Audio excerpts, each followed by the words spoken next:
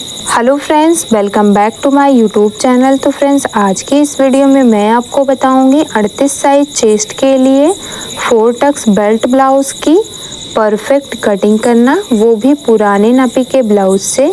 तो इसके लिए वीडियो के एंड तक बने रहें और वीडियो में कुछ नया सीखें। ये हमारा पुराना नापी का ब्लाउज़ है, इसी के नाप से हम आपको नए ब्लाउज़ की कटिंग करना सिखाएंगे।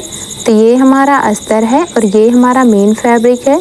तो सबसे पहले हमें इसकी कटिंग अस्तर पे करनी है, ये देख सकते हैं। और अस्तर को हमें डबल फोल्ड करना है। तो सबसे पहले हमें अस्तर को कितना फोल्ड करना है वो चीज़ मैं आपको वीडियो में क्लियर कर दे रही हूँ। यहाँ पे देख सकते हैं, ये हमारा काज पट्टी की साइड है। जिस तरफ आपका काज होता है उस साइड से आपको इस तरह से रखते हुए इसके चेस्ट को माप लेना है। तो यहाँ पे देख सकते हैं, इसके चेस्ट का जो चौथाई भाग है वो हमारा 9.5 इंच है। तो हमें 9.5 इंच में 2 इंच प्लस करना है, यानी कि 11.5 इंच पे हमें इसे डबल फोल्ड करना है। 2 इंच हम इसमें सिलाई मार्जिन रख रहे हैं और 9.5 इंच हमारे चेस्ट का चौथाई भाग है। तो यहाँ से आप देख सकते हैं 11.5 इंच में हमने अस्तर को डबल फोल्ड कर दिया है। आप अपने अकॉर्डिंग अस्तर को फोल्ड कर लीजिएगा, जितना भी आपका चौथाई भाग होगा चेस्ट का उसमें आप 2 इंच प्लस करके इसे फोल्ड कर लीजिए। अब हम ब्लाउज़ की लंबाई को मापेंगे। तो यहाँ पे देख सकते हैं, हमें दोनों पल्ले को बिल्कुल बराबर रखना है इस तरह से, और बराबर रखते हुए जो भी इसकी लंबाई आएगी उसको मापना है। तो यहाँ पे देख सकते हैं, ब्लाउज़ की जो लंबाई है वो हमारी 13.5 इंच है, लेकिन हाफ इंच हमें इस लंबाई को बढ़ाना है। तो उसके लिए सबसे पहले नीचे से हम 1 इंच पे मार्क कर लेंगे। देख सकते हैं, ये हमारा 1 इंच पे मार्क कर लिया हमने। 13.5 इंच हमारे पुराने नापी का जो ब्लाउज़ है उसकी लंबाई है। तो इसमें हमें हाफ इंच इसको बढ़ाना है, क्योंकि उस ब्लाउज़ की जो तैयार लंबाई है उसे हमें 14 इंच रखनी है। तो यहाँ पे देख सकते हैं, इसे हमने 14 इंच पे मार्क कर लिया है। आप अपने अकॉर्डिंग रख सकते हैं, आपकी जितनी भी लंबाई हो आप उस पर मार्क कर लीजिए 1 इंच बढ़ाते हुए पीछे के पल्ले में। अब हम आगे के गले की जो लंबाई है उसको माप करेंगे। तो यहाँ से देख सकते हैं, आगे का जो गला है जो उसकी लंबाई है वो हमारी 5.5 इंच है। गले की जो चौड़ाई है वो हमारी 2.5 इंच है, यहाँ से देख सकते हैं। अब इसी के अकॉर्डिंग पीछे के गले की लंबाई को मापेंगे। तो यहाँ से देख सकते हैं, ये हमारा पीछे का गला है और इसकी जो लंबाई है वो आप देख सकते हैं यहाँ पे 9 इंच है। तो इसी के अकॉर्डिंग हम पीछे के पल्ले में भी मार्किंग करेंगे। तो यहाँ पे आप देख सकते हैं, सबसे पहले हम 5.5 इंच शोल्डर रखेंगे, इस तरह से देख सकते हैं, और एक सीधी लाइन बना लेंगे। यहाँ पे देख लीजिए, डीप नेक में हमारा ब्लाउज़ है तो हमने शोल्डर 5.5 इंच लिया है। आर्म होल हम इसमें 6.25 इंच लेंगे, यानी कि 6 इंच में 2 सूता कम। यहाँ पे आप देख सकते हैं, अगर आप हैवी साइज के लिए बना रहे हैं 40 से ज़्यादा साइज़ के लिए, तो आप उस पर शोल्डर 6 इंच और आर्म होल 6 इंच ले सकते हैं। सभी लाइन को इस तरह से स्केल की मदद से हमने सीधा कर लेना है, ये देख सकते हैं। सीधा करने के बाद अब हम इसमें चेस्ट का जो चौथाई भाग है उस पे मार्क करेंगे। तो यहाँ पे देख सकते हैं, हमने 9.5 इंच पे मार्क कर लिया है। मार्क करने के बाद अब कोने से 1 इंच 1 सूता पे मार्किंग करेंगे। यहाँ पे देख सकते हैं, बिल्कुल 1 इंच 1 सूता पे हम मार्क कर रहे हैं कोने से। तो 1 इंच 1 सूता पे मार्किंग करने के बाद यहाँ से हम इंच टेप को रखेंगे और जहाँ तक हमने यहाँ पे मार्किंग किया वहाँ तक फोल्ड करेंगे। और फोल्ड करते हुए इसका सेंटर निकालेंगे, ये देख सकते हैं, ये हमारा इसका सेंटर हो गया है। अब जहाँ भी इसका सेंटर है, जो कोने पे हमने 1 इंच 1 सूता पे मार्किंग किया है, बस उसी पे आर्म होल का शेप देना है। इस तरह से देख सकते हैं, जो आर्म होल का राउंड है बस उतने पे हमने बना लिया है। अब नीचे से कमर के लिए मार्किंग करेंगे। तो ये हमारा 8.5 इंच है। 1 इंच हमारा इसमें टक्स के लिए जाएगा और 2 इंच हमने इसमें सिलाई मार्जिन रखा है। बस इतने पे ही आपको मार्क करना है। पीछे की साइड हम डिज़ाइन बनाएंगे, इसके लिए हमने गले की मार्किंग नहीं किया है और जिस तरह से हमने मार्क किया था उसी तरह से हमने अस्तर को कट कर लेना है। अगर आप डिज़ाइन का वीडियो देखना चाहते हैं तो उस वीडियो का लिंक आपको इस वीडियो के डिस्क्रिप्शन बॉक्स में मिल जाएगा।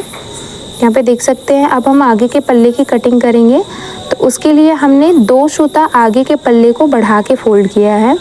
यहाँ पे देख सकते हैं, बस 2 सूता हमने आगे के पल्ले को बढ़ा के फोल्ड किया है और उसके ऊपर पीछे के पल्ले को रखते हुए बिल्कुल उसी के बराबर से आपको इस पर मार्किंग कर देनी है। ये देखिए, आगे की साइड हमने बंद भाग की साइड सिर्फ 2 सूता, जिस तरफ हमारी काज पट्टी और बटन पट्टी होती है उस तरफ आपको सिर्फ 2 सूता बढ़ाना है, इससे ज़्यादा नहीं। नीचे से आपको 1 इंच बढ़ाना है, क्योंकि 1/2 इंच हमारा तुरपाई पट्टी ज्वाइन करने में जाएगा और 1/2 इंच हमारा बेल्ट ज्वाइन करने में जाएगा। इस लाइन को भी हमें बिल्कुल सीधा कर लेना है इस तरह से। ये देखिए, सीधा करने के बाद अब हमें आगे के पल्ले के ऊपर से पीछे के पल्ले को हटा लेना है और यहाँ पे देख सकते हैं आर्म होल में गहराई देने के लिए आपको बिल्कुल इसी तरह से एक बॉक्स बना लेना है। यहाँ पे देख सकते हैं, बॉक्स बनाने के बाद अब हम इसमें 1/2 इंच अंदर की साइड एक मार्किंग करेंगे, जो कि हमारी आगे की साइड आर्म होल में गहराई होगी। ये देख सकते हैं, ये हमने आगे की साइड मार्किंग कर ली है। अब हम गले के लिए मार्क करेंगे, तो 2 सूता पे जो लाइन है उस लाइन को छोड़ते हुए आपको इस तरह से मार्क करना है। ऊपर से गले की जो चौड़ाई रखी है हमने 2.5 इंच रखी है, लंबाई हमने 6 इंच रखी है। जितनी भी आपकी गले की लंबाई हो आपको उसमें 1/2 इंच बढ़ा के गले की लंबाई के लिए मार्किंग करनी है। नीचे से भी गले की चौड़ाई 2.5 इंच हमने रखी है। 2 सूता छोड़ते हुए आपको गले की चौड़ाई को मापना है। अगर हम उसकी भी बात करें तो हमने 2.5 इंच में 2 पॉइंट ज़्यादा पे चौड़ाई रखी है। बिल्कुल गोल गले का शेप हमने बना लिया है इसमें। अब हम बेल्ट के लिए मार्किंग करेंगे, तो सबसे पहले नीचे से 4 इंच पे एक मार्किंग करेंगे, क्योंकि जो हमारा बेल्ट होता है रेडी होता है वो हमारा 3 इंच पे रेडी होता है। पीछे की साइड हमने 3.5 इंच पे मार्क कर लिया है। अब इस तरह से हल्का सा ऊपर की साइड नोक बनाते हुए इस तरह से देख सकते हैं डॉट डॉट लाइन बनाएंगे और पीछे की साइड तक मिला देंगे। इस तरह से थोड़ी दूर तक हमें इस लाइन को सीधा रखना है, उसके बाद हल्का सा गहराई देते हुए इस तरह से ऊपर की साइड उभारना है। जिस तरह से आप वीडियो में देख पा रहे हैं, बिल्कुल इस तरह से आपको मार्किंग करनी है। मार्किंग करने के बाद अब हम इसमें टक्स की मार्किंग करेंगे, तो उसके लिए यहाँ पे देख सकते हैं 4 इंच 2 पॉइंट पे हमने एक मार्क किया है और लंबाई उसकी हमने इस तरह से 2 इंच रखी है, देख सकते हैं। अब बिल्कुल इसी मार्किंग के ऊपर इस तरह से तिरछे में हमें 4 पॉइंट्स बनाने हैं, जिसकी दूरी 2-2 इंच की होनी चाहिए। बिल्कुल इजी तरीके से मैं आपको टक्स लगाना बता रही हूँ। बिगनर्स भी होंगे तो उनको भी अच्छे से समझ आ जाएंगे। इस तरह से देख सकते हैं सभी टक्स के बीच का जो गैप है वो 2-2 इंच का है, इससे ज़्यादा नहीं है। अब सभी टक्स को इस तरह से यहाँ पे इसको सीधा कर लेना है और नीचे से इसको 1.5 इंच पे सीधा करना है। ये देखिए, और ये हमारा चौथा टक्स है, इसे हमें आर्म होल की साइड मिला देना है। इस तरह से सभी मार्किंग को हमें इस तरह से डार्क कर लेना है।